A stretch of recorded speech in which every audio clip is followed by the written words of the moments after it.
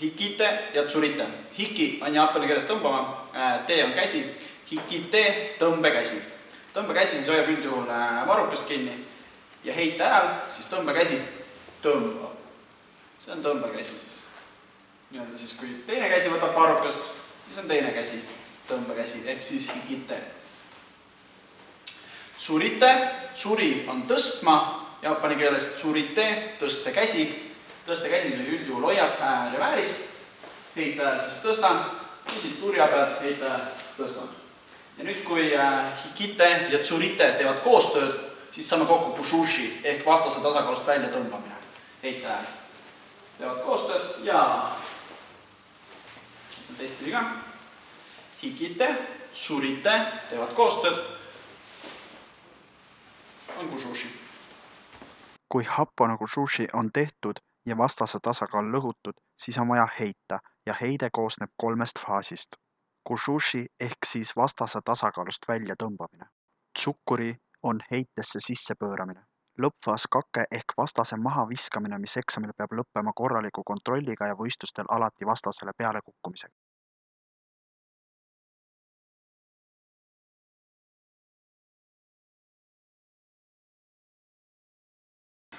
Ukikatame.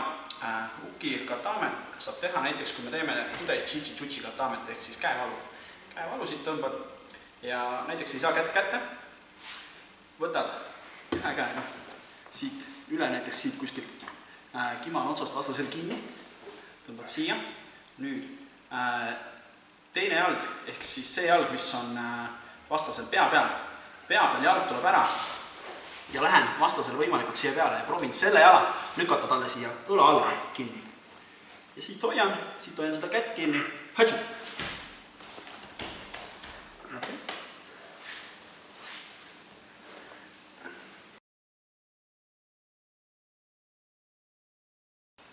Ushira kesakatame. Tavaliselt kesakatame. Hoian siit poolt siin kinni. Nüüd Ushira kesakatamet saan siit samast pöörata. Pööra ennast seljaga vastase poole. Üks käsi on vastasel siin selja taga mul. Võtan siit kinni ja teine käsi läheb siit näo pealt ja võtab siit õla alt. Jalad laiali. Hatsu!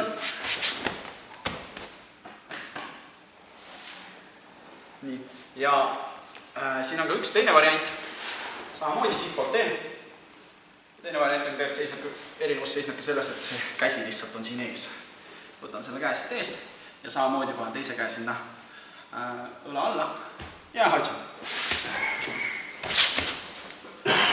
Siin teiselt poolt. Käsi on siin, üks käsi läheb siia õla alla. Hatsu! Ja teine variant. Panen käe siia ette ja jälle see käsi on täpselt samamoodi. Hatsu!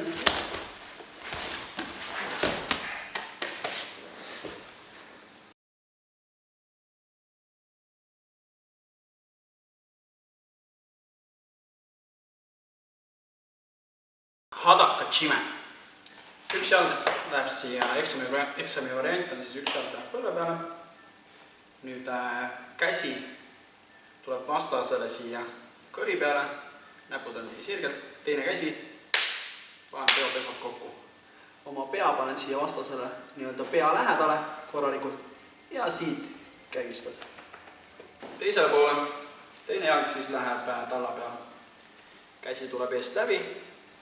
Panen peopesad kokku, pean siin ilusti lähedal ja siit kägistad.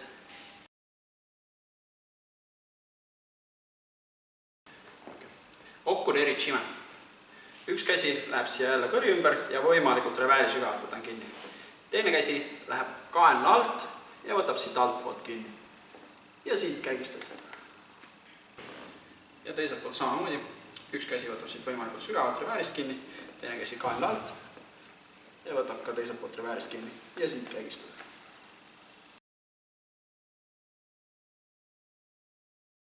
Kataha, chime. Andan jälle siit samamoodi. Üks käsi läheb võimalikult sügavalt, reväärist võtan kinni. Ja nüüd teise käega tõstan vastase käe ülesse ja panen siia oma käe siia vastase pea taha. Et tekib selline käsi üleval olukord ja siit kägistan. ja teiselt poolt samamoodi võtan siit võimalikult sügavalt kinni, revääri, teine käsi läheb pea taha ja siit kägistan.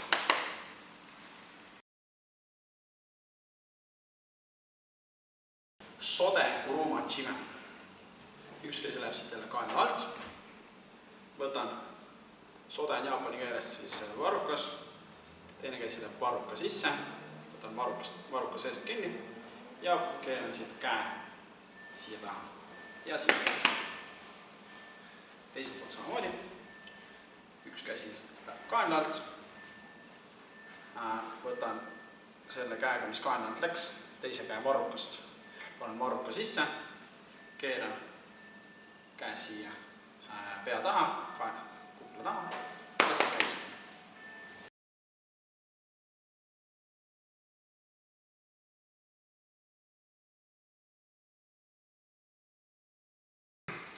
Järgmised 3 valu saab teha ühest ja samast asendist. Vakikatame, harakatame ja teekatame. Vakikatame puhul vastasel põial on all, võtan 2 käega siit käest kinni, nüüd näiteks siit paneb näpu nii ja tulistad nagu vakkesile. Järgmine samast asendist saan teha. Harakatame, hara on jaapani keeles kõht. Võtan siit ümber kaela, reväärist kinni ja nüüd põial on suunatud otse. Võtan käest kinni jälle, panen küünarnuki vastu kõhtu ja siit teen valu kõhuga. Ja viimane, teekatame. Tee on siis jaapani keeles käsi. Üks käsi läheb vastase käe alt ja võtan siis selle endapoolse revääri kinni. Ja nüüd põial pöörab üles. Võtan teise käega käest, panen enda käsivarre vastase küünarnuki alla, proovin saada ja siit surun kätt alla.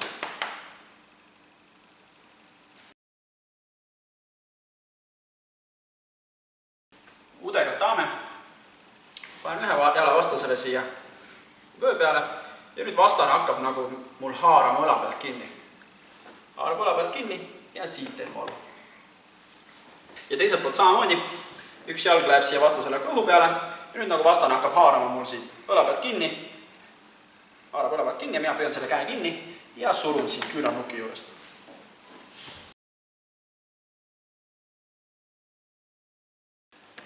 Udekarami. Üks käsi läheb vastase käe käsivarra alt ja võtan enda teisest käest kinni. Enda teise käe käsivarrest võtan kinni. Nüüd teine käsi võtab vastasel siit käsivarrest kinni, siit hoian kinni ja siit väändan. Ja teisele poole jälle üks käsi läheb see käsi läheb siis vastase käe alt, mis on siis minul jalgade pool. Jalgade pool olev käsi läheb vastase käe alla ja võtan enda teise käe käsivarrest kinni. Nüüd selle vaba käega võtan vastase käsivarrest kinni ja siit teen lukku väänan.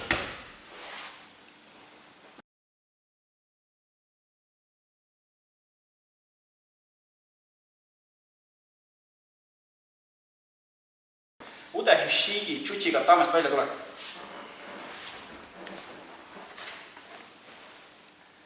Vastane tõmbas käe lahti ja nüüd enne, kui ta selle käe sirgeks saab, tegelikult ma pean võimalikult kiiresti enda põidla hakkama pöörama enda pea poole.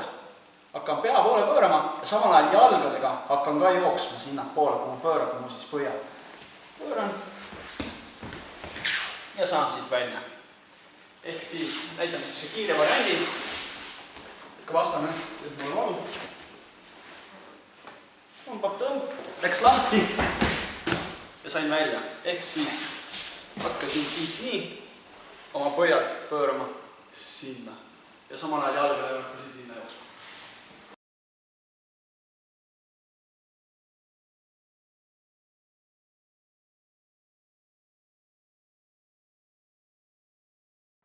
Sumigaeshi.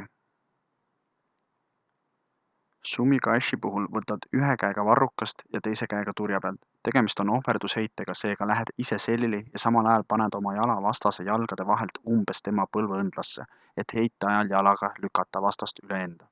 Kätega pead vastast korralikult tõmbama.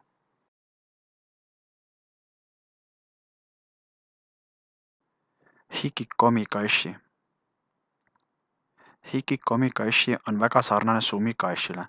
Põhiline erinevus seisneb käte asendis. Seekord on vaja võtta ühepoolne haare sügavalt turja pealt või vastase vööst.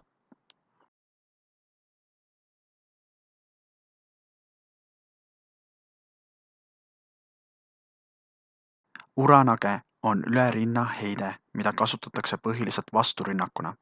Väga tähtis on õige ajastus ja tugev plahvatus heite ajal. Peab väga tugevalt vastast enda lähedal hoidma ja tähtis on põlvedest alla minna ja heitmisel puusaga tugevalt lüüa. Kui vasturünnakuna puudutab sinu selg esimesena tatamit, siis on hinne vastasele.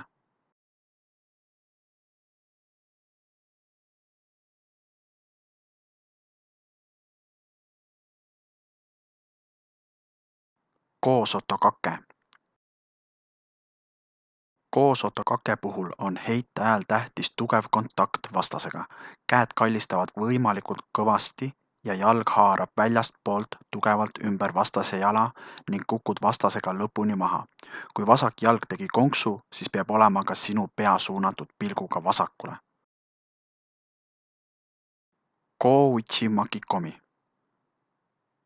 Kouchi-makikomi puhul on vaja ühe jalaga vastase jalgade vahelt konksuga kinni püüda vastase jalg ja samal ajal tuleb ennast ümber selle jala kinni mässida. Ja alati peab vastasele peale kukkuma. Tsurikoshi. Tsurikoshi on puusaheide, mille käigus on vaja ühe käega võtta vastaselt üle turja vööst kinni. Tsuri tähendab jaapani keeles tõstma, seega heite ajal peab vööst hoidev käsi tugevalt vastast sealt üles tõstma.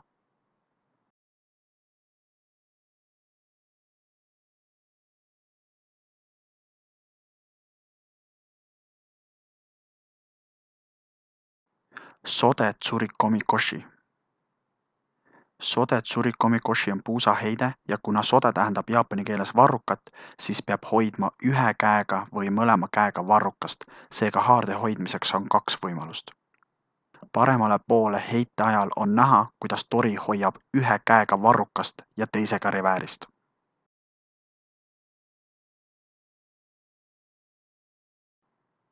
Vasakule poole heites hoiavad mõlemad käed varrukast. Lisaks saab heidet teha väga edukalt ka põlvedelt. Okkuri-ashi harei. Okkuri-ashi hareid võib eksami ajal teha madala külgliikumisega. Väga tähtis on õige ajastus vastase pühkimiseks, sest muidu on väga keeruline heidet sooritada. Vastase mõlemad jalad peab kokku pühkima ja kätega korralikult töötama. Kui vasak käsi hoiab varrukast, siis vasak jalg ka pühib. Te-ashi harei. Nagu ka okkuri-ashi harei ajal, peab te-ashi harei ajal vastase jalgu ründama. Tähtis on jälle õige ajastus ja seekord on selge eestliikumine. Astud ühe jalaga vastase eest ära ja teise jalaga pühid. Jälle on väga tähtis hea kätetöö.